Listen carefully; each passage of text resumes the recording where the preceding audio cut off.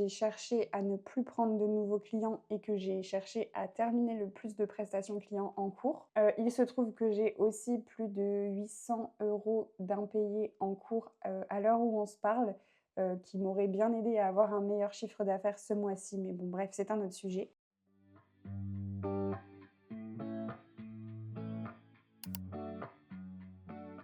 Hello, aujourd'hui on se retrouve pour faire un tout dernier bilan de mon activité de graphiste en freelance. J'ai bien dit tout dernier parce que j'ai pris la décision d'arrêter de faire ce format de bilan mensuel. J'y trouve beaucoup moins d'intérêt qu'au début quand j'ai commencé à en faire. C'était un type de vidéo que je regardais beaucoup il y a quelques mois, voire presque il y a plus d'un an. Et aujourd'hui, voilà, je m'en suis vraiment «lassée» entre guillemets, donc je sais pas à quel point c'est un format qui vous plaisait, mais en tout cas, c'est un format qui va bientôt disparaître. Ce bilan sera le dernier bilan mensuel et je pense que je ferai un bilan de fin d'année, pour toute l'année 2024. Mais après ça, ça sera terminé les bilans de mon activité. Il y a un côté forcément que je trouve dommage parce que, pour moi, c'était très intéressant de documenter tout ça et de me laisser la possibilité de revenir sur, bah, toutes ces choses, que j'ai rapportées pendant plusieurs mois. Mais, voilà, ça me prend beaucoup de temps, ça «m'expose» entre guillemets beaucoup et du coup, j'ai décidé que j'arrêterais pour le moment. On ne sait pas, ça reviendra peut-être, mais en tout cas pour le moment, ça va être arrêté. Donc voilà, tout dernier bilan, je ne vais pas suivre enfin je vais suivre globalement la même structure que ce que je fais d'habitude, sauf que cette fois-ci, j'ai pas du tout préparé le bilan par rapport à d'habitude. Donc ça va être peut-être un petit peu plus spontané et je vais faire en sorte que ça ne soit pas trop long surtout. Donc c'est parti, on va pouvoir commencer. Si jamais c'est la première vidéo que vous regardez, moi c'est Amélie, je suis graphiste indépendante au Pays Basque depuis 2020 et j'ai monté du coup mon entreprise qui s'appelle pardon, qui s'appelle l'agence Hilaria. Et j'ai aussi créé cette chaîne YouTube en juin 2023 pour y partager une partie de mon quotidien professionnel, des vidéos sur le graphisme, des vidéos sur l'entrepreneuriat et cetera et cetera. Et si jamais du coup cette vidéo te plaît, n'hésite pas à aller voir tous les autres bilans que j'ai postés avant et à t'abonner à ma chaîne pour ne pas louper les prochaines vidéos qui sortiront. OK, donc on est sur mon petit template de bilan Notion. La seule chose, c'est que cette fois-ci, il est complètement vide par rapport à avant. Je vais aller chercher au fur et à mesure les infos dont j'ai besoin pour pouvoir le remplir, mais j'ai un petit peu moins préparé que ce que je fais d'habitude parce que voilà, comme je le disais, ce format a fait son temps et il est temps que ça s'arrête parce que moi, ça me prend vraiment beaucoup, beaucoup de temps et d'énergie de le faire et pour moi et pour YouTube aussi. Donc je vous ai remis juste ici les objectifs que je m'étais fixés pour le mois de novembre 2024. Donc il y avait toute une partie sur la création et le lancement de ma boutique de papeterie en ligne qui a eu lieu le 15 novembre. Donc finir la préparation du lancement de la boutique et faire le lancement de la boutique, c'est fait et très bien fait. J'ai fait des vidéos à part sur ce sujet-là. Je ne vais pas en reparler pendant 100 ans, mais c'est fait, ça s'est très bien passé, je suis très très contente. Et il s'est déjà passé des trucs assez fous par rapport à la boutique, mais encore une fois, c'est pas le sujet. Faire 500 € de vente pardon, avec la boutique, c'est fait aussi. C'était un chiffre que je m'étais fixé parce que c'est l'argent que j'avais investi dans tout ce qui concerne la boutique, l'achat de stock et l'achat de toutes les choses dont j'avais besoin pour les envois, la préparation des commandes, et cetera et cetera. Donc je voulais au moins me mettre remboursée et ça a été le cas, donc c'est très chouette. Ensuite, j'avais l'objectif qui est présent toutes les semaines, enfin tous les mois pardon, de livrer le plus de prestations clients possible. C'est fait aussi, j'ai pas totalement tout finalisé. Il me reste pour le moment 3 projets en cours, mais je n'en ai pas de nouveaux et c'était le but. C'était le but de finir d'ici fin décembre toutes mes prestations clients pour pouvoir commencer en janvier 2025 avec rien en cours, sachant que j'ai eu des projets très, très longs cette année, dont un projet qui m'a pris de janvier jusqu'à octobre. Donc le but, c'était vraiment de tout terminer et c'est plutôt bien engagé puisque du coup, il me reste que 3 projets maintenant. Ensuite, j'avais noté créer des templates pour les Canva Creators et participer au challenge. Il faut savoir qu'en ce moment, on en a beaucoup et pour le mois de novembre, en tout cas, j'ai réussi à faire tous ceux qui étaient en cours. Il y en a 2 nouveaux pour le mois de décembre et je pense qu'on en aura potentiellement d'autres ce mois-ci. Mais au moins pour novembre, je suis à jour. Assurer ma production de contenu habituel, ça je n'en suis pas certaine. Je suis pas sûre d'avoir sorti toutes les vidéos qu'il fallait que je sorte en novembre. Mais pour les mails, c'est bon, pour Instagram, c'est bon, pour Pinterest, c'est bon. Donc concrètement, on va dire qu'on est plutôt pas mal et je vais aussi cocher cet objectif-là. Je m'étais noté aussi que je voulais finir ma formation sur Premiere Pro, qui est mon logiciel de montage, et sur la stratégie de marque. Donc pour première pro, c'est terminé. Et par contre, pour la stratégie de marque, je n'ai pas encore eu le temps de m'en occuper, donc cette partie-là, je ne vais pas la cocher. Signer une ou deux missions clients. Alors, je veux vraiment pas me porter l'œil, je touche, c'est pas du bois, je touche du bois, mais normalement, c'est coché aussi. J'ai signé une nouvelle prestation ainsi qu'une nouvelle prestation pour le mois de janvier 2025. Donc, c'est plutôt réussi, mais ça ne va pas suffire. Il va falloir plus que ça pour les prochains mois. Ensuite, j'ai noté mettre à plat mon business et revoir beaucoup de choses. Alors ça, c'est très vague comme objectif. On n'est toujours pas sur des objectifs SMART. Mais ce que j'ai voulu dire par là, c'est que je suis en train de suivre un accompagnement pour revoir les bases de mon entreprise et un petit peu déterminer ce vers quoi je vais aller en 2025 et même après. Donc il y a beaucoup de travail à faire de ce point de vue-là. Mais clairement, j'ai à peine commencé, donc je ne vais pas non plus cocher cet objectif-là. Ça va être mon objectif du mois de décembre et c'est aussi une des raisons pour lesquelles je veux avoir beaucoup moins de prestations clients pour me libérer du temps. Mais en tout cas, pour le moment, on n'est vraiment pas très avancé là-dessus. La mise à jour de mon portfolio, elle n'est même pas un petit peu entamée. Je crois que j'ai juste listé les projets que je veux inclure dans mon portfolio. Fort heureusement, il y en a certains qui sont déjà faits, enfin je veux dire dont les mises en page sont déjà faites. Mais la mise à jour de mon portfolio papier, site web et Behance n'est pas du tout, même pas commencée. Donc même chose, un chantier pour le mois de décembre. Concernant la refonte de mon site web, je ne suis pas la seule à avoir la main sur cette partie-là puisque je travaille avec un web designer et que je dépends de lui pour pouvoir avancer sur ce projet-là. Donc on a un petit peu avancé en novembre, mais pas suffisamment à mon goût puisque on est le 2 décembre. Je voudrais que le site soit en ligne début janvier et je n'ai pas commencé à faire tout mon portfolio sur le site puisque je n'ai pas encore l'accès. Donc il reste encore beaucoup de travail sur ce point de vue-là et avec les vacances de Noël, c'est pas très rassurant, mais bon, c'est comme ça. Et le dernier objectif, c'est faire le point sur les projets 2025.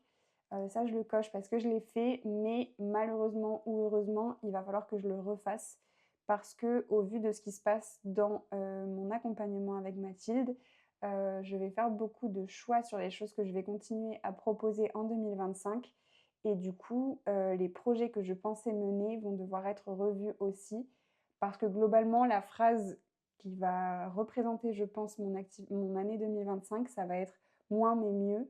Donc sur la totalité des projets que j'avais envie de faire en 2025, il va falloir que je fasse beaucoup de choix. Concernant ce que j'ai réalisé ce mois-ci, je reviendrai juste après sur les apprentissages. Au début, je voulais retirer cette partie-là et en fait, je me suis rendu compte que les objectifs, c'est une chose, mais il y a aussi beaucoup d'autres choses que j'ai fait ce mois-ci sans que ça fasse partie de mes objectifs. Entre autres, donc, ouvrir ma boutique en ligne et expédier plus de 30 commandes. Je suis aussi montée à Paris pour rencontrer les Canva Creators. J'ai aussi mené une opération Black Friday sur ma boutique. J'ai donné des cours à l'IAE de Bordeaux et à l'IUT de Bayonne. Et dernière réalisation, mais pas des moindres, j'ai battu mon record personnel sur 10 km route. Ça peut paraître pas à sa place ici, mais je vous assure que c'est tellement un objectif depuis longtemps et un achievement personnel que si, ça a sa place, croyez-moi, ça a sa place. Pour donner un tout petit peu plus de contexte, ça fait, je crois que j'ai regardé un petit peu dans mes statistiques il n'y a pas longtemps, ça fait plus de 2 ans que je m'entraîne pour battre ce record. Donc mon ancien record était à 40 minutes 49. Ça fait longtemps que je suis censée pouvoir courir plus vite que ça et que j'y arrive pas parce que je me mets trop de pression. Je fais vraiment une parenthèse sportive non sollicitée, mais c'est pas grave. Parce que je me mets trop de pression et que j'arrive pas à courir le jour de la course. Et du coup, c'était hier, le 1er décembre, que j'ai couru avec mon papa sur une course labellisée FFA pour que mon record puisse être pris en compte réellement. Et donc, mon objectif, c'était de courir sous les 40 minutes, qui est une barre un peu mythique pour les femmes, en tout cas, sur le 10 km. Et en tout cas, pour moi, c'était vraiment mythique. C'était vraiment en mode, je veux dans ma vie avoir réussi à courir plus vite que ça. Et non seulement j'ai réussi, mais en plus, j'ai réussi à battre enfin, j'ai battu mon record de 2 minutes et j'ai battu le temps que je voulais faire de plus d'une minute, ce qui est énorme et je suis trop contente, rien que d'en reparler, je ressens encore les émotions que j'ai ressenties hier et je suis vraiment trop, trop, trop, trop contente et je ne pouvais pas ne pas le mettre dans les choses que j'ai réalisées ce mois-ci parce que c'est une très grosse réalisation personnelle. Bref, qu'est-ce que j'ai appris ce mois-ci? Il y a pas mal de choses qui m'ont marquée, qui viennent principalement de mon coaching avec Mathilde. La première chose du coup, c'est que mon cerveau n'est pas un disque dur. Du coup, ça paraît un peu abstrait dit comme ça, j'en ai bien conscience. En fait, ce que je veux dire par là, c'est que enfin, ce que Mathilde du coup a voulu me dire par là, c'est que je peux pas tout garder et tout stocker dans mon cerveau et qu'il faut que certaines choses soient écrites, pour que je les retrouve plus facilement et aussi pour me décharger. Donc elle parle par là notamment du fait d'écrire des process, même quand on travaille seul, c'est utile d'écrire des process. J'aime bien parce que je le dis comme si c'était vraiment un acquis pour moi, alors que pas du tout, et je ne fais que répéter les propos de Mathilde, mais bref, ça fait partie des choses que j'ai vraiment retenues ce mois-ci. Autre chose, c'est que je ne peux pas tout faire, et surtout, je ne peux pas réaliser le travail que d'autres personnes font avec des équipes. Ce que je veux dire par là, c'est que en faisant le point avec Mathilde sur ce que je fais aujourd'hui, on s'est rendu compte que je faisais beaucoup, beaucoup, beaucoup, beaucoup, beaucoup de choses toute seule et que c'est bien, enfin, c'est une bonne chose, ça m'a permis d'avancer et d'en être là où j'en suis aujourd'hui, mais c'est pas vivable à long terme, dans le sens où je me fatigue énormément et que je ne peux pas tenir comme ça. Enfin, je peux peut-être encore tenir comme ça un petit peu, mais il y a forcément un moment où ça va péter et on n'a pas envie d'arriver jusqu'à ce moment-là. Donc il va falloir que je fasse des choix dans toutes les choses que je fais, que ce soit d'un point de vue les offres que je propose, la cible à laquelle je m'adresse, et aussi d'un point de vue communication. Je veux faire beaucoup de choses, je suis présente sur beaucoup de plateformes, et il va falloir faire des choix et n'en garder que certaines parties. Donc c'est une partie du travail qui m'attend au mois de décembre et en 2025. Et ce que je veux dire par rapport au fait que d'autres font des choses avec des équipes, bah, typiquement, alors attention, je prends un exemple vraiment très haut, on va dire, mais la plupart des youtubeuses que je suis sortent 2 vidéos par semaine. Mais la réalité, c'est que d'une part, c'est leur travail de faire des vidéos sur YouTube. D'autre part, souvent, elles ont des monteurs et des personnes qui travaillent avec elles pour s'occuper de tout ça. Moi, je suis toute seule et je suis graphiste. Mon métier, ce n'est pas YouTube. Donc, vouloir proposer 2 vidéos par semaine, et c'est qu'un exemple, hein, mais vouloir proposer 2 vidéos par semaine en parallèle de mon activité de graphiste freelance et de ma vie personnelle à la base, en étant toute seule, c'est vraiment déjà beaucoup parce que bah, le montage me prend du temps, le tournage me prend du temps. Ça ne me rapporte pas grand-chose, donc je le fais vraiment parce que j'aime ça. Et voilà, je veux le faire et ça me semble possible parce que je me dis si elle, elle peut le faire, je peux le faire. Mais la réalité, c'est que les personnes auxquelles je me compare travaillent rarement seules et que du coup, moi, j'essaye de faire toute seule ce que d'autres personnes font avec l'aide d'une équipe. Alors, concernant la répartition du temps de travail, ça pour le coup, j'ai les statistiques et les bilans à vous montrer. Donc ce mois-ci, j'ai travaillé 144 heures, 45, et la répartition est positionnée un petit peu partout ici. Donc 40 heures de travail client, soit 27 25 heures consacrées à la création de contenu, soit 18 autour de 9 heures consacrées à de l'administratif, soit 6 15h30 en call et en rendez-vous, soit 11 presque 2 heures de formation, donc à peu près 1 de mon temps de travail. 13h30 passées sur tout ce qui est interne lié à mon entreprise, soit un petit peu moins de 10%, et 27 heures consacrées au Kinet, donc ma boutique de papeterie en ligne, soit presque 19%. Ces chiffres me semblent pas déraisonnables, on va dire. En termes de production de contenu, ça me semble ok. Je veux être, je crois, à moins de 20%, donc c'est plutôt bien. 20%, c'est quand même beaucoup, ça représente une journée sur 5 à peu près, donc c'est quand même énorme. En termes de rendez-vous et d'appels, 15 heures, c'est la limite maximum que je m'étais fixée par mois, donc j'y suis presque. On retrouve un peu de formation que j'avais perdue avec le temps et qui revient petit à petit. Et j'ai un objectif normalement d'autour de 60 heures de travail par semaine, pas du tout, 60 heures de prestations clients par mois. Et ici, j'ai 40 heures, ce qui est un petit peu moins que prévu. Mais si on regarde qu'avec les Kinettes, qui est aussi une activité qui me rapporte de l'argent, j'ai 27 heures de travail, on retombe sur 67 heures, ce qui est à peu près du coup cohérent par rapport à mon objectif. En termes de CA généré et de répartition du chiffre d'affaires, alors le CA total, je le connais, c'est 2207 € et la répartition du chiffre d'affaires, je vais aller la faire pour pouvoir la rajouter. Ok, donc autant pour moi, je me suis trompée dans le chiffre d'affaires, c'est en fait 2889 € puisque je n'avais pas compté la partie rémunération d'école.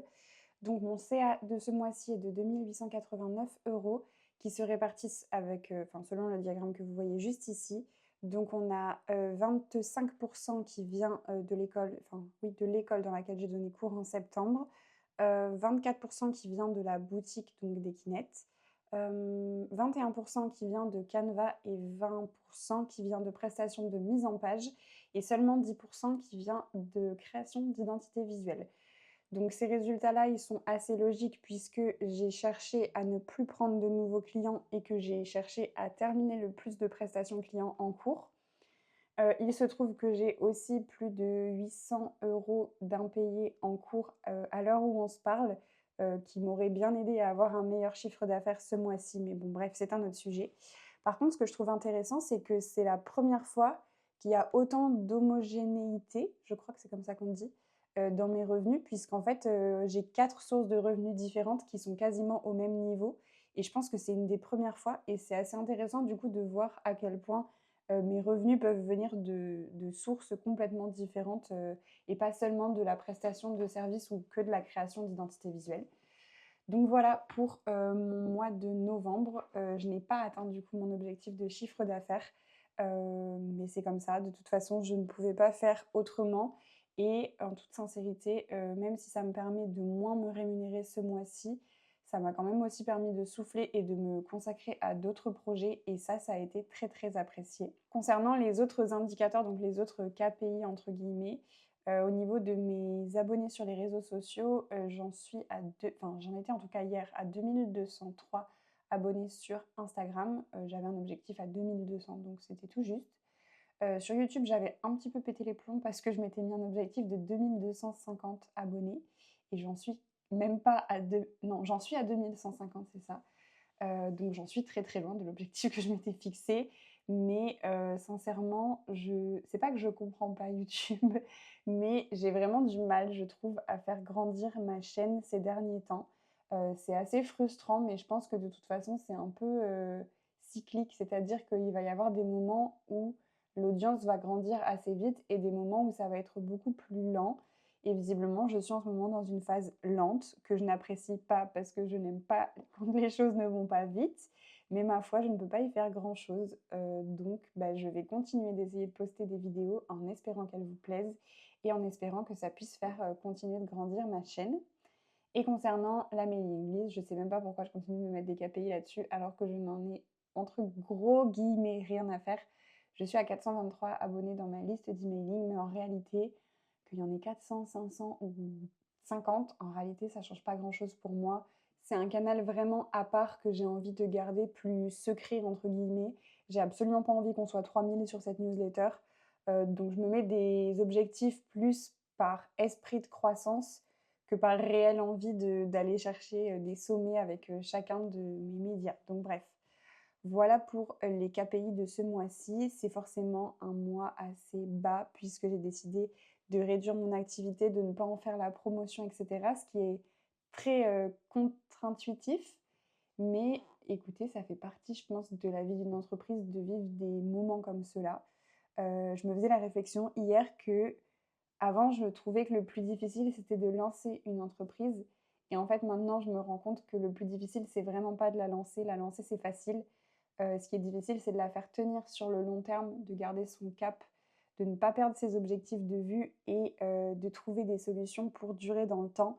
C'est vraiment beaucoup, beaucoup plus difficile que de lancer son entreprise. Ça, moi, je l'ai fait sur un coup de tête et ça a fonctionné. Donc, ouais, je pense que je suis dans une période difficile, mais que en sortir sera un très bon signal et que derrière, les choses me sembleront plus faciles et plus agréables pendant un bon moment. Bref, voilà. Et concernant mes objectifs pour le mois à venir, alors d'une part, le mois à venir va être assez court puisque les vacances tombent, je crois, le 19 ou le 20 décembre, quelque chose comme ça. Donc, il n'y a que 3 semaines en décembre. Et qu'en plus, j'ai tellement de choses que je n'ai pas fait en novembre que ça va être tout simplement mes objectifs pour le mois de décembre. Donc on va retrouver finaliser mes projets clients. Donc ce sont ceux dont j'ai parlé tout à l'heure. Je crois que j'en ai 3, plus ou moins 4 en cours. Donc je vais écrire entre parenthèses 4. Donc finaliser mes 4 projets clients. Il va y avoir mettre à jour mon portfolio sur Behance, sur mon site et en version PDF. Il va y avoir créer ma collection de Noël pour les Kinettes. Préparer le marché de... Oula, le marché de Noël. Parce que ça, du coup, j'en ai pas trop parlé tout à l'heure, mais quand je disais qu'il y avait déjà pas mal de choses qui avaient bougé pour les Kinettes, aujourd'hui, on est le 2 décembre, donc ça fait 2 semaines que ma boutique est ouverte.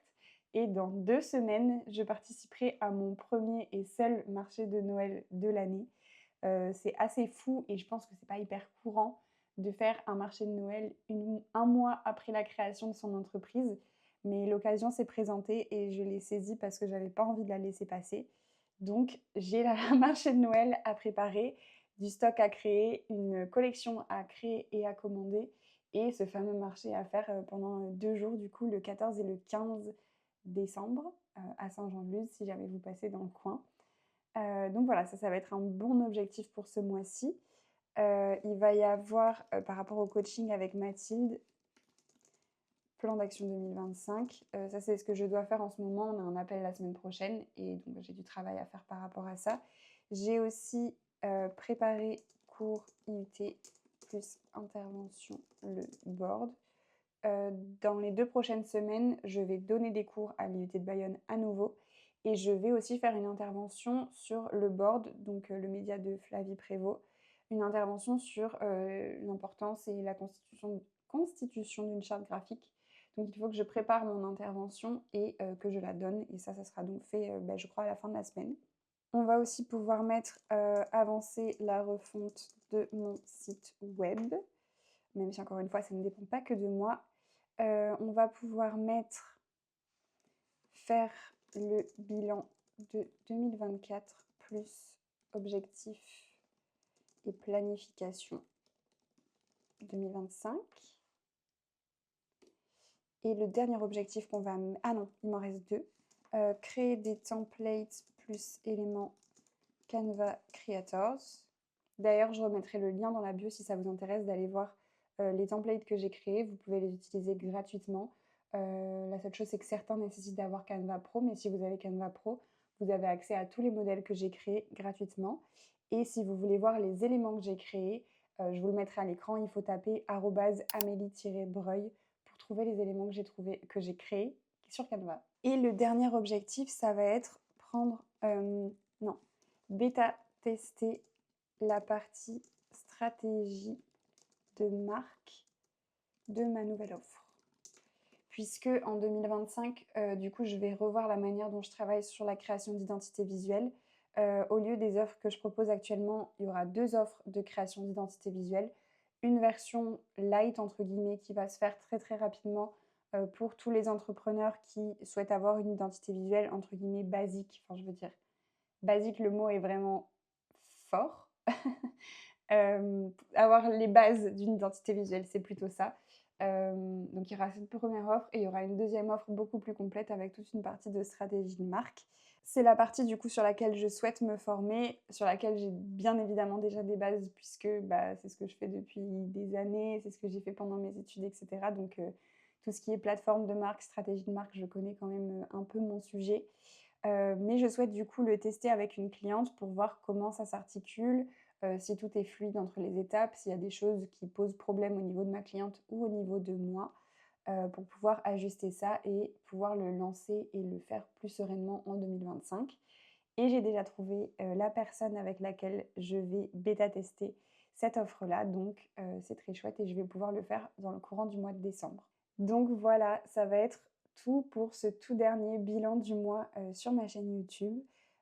J'espère que ça vous aura plu de me suivre une nouvelle fois dans ce bilan du mois, que ça vous aura intéressé de voir les réflexions sur lesquelles j'étais ce mois-ci, les conclusions que j'ai tirées, de voir peut-être aussi à quoi ça ressemble une entreprise lancée depuis 4 ans.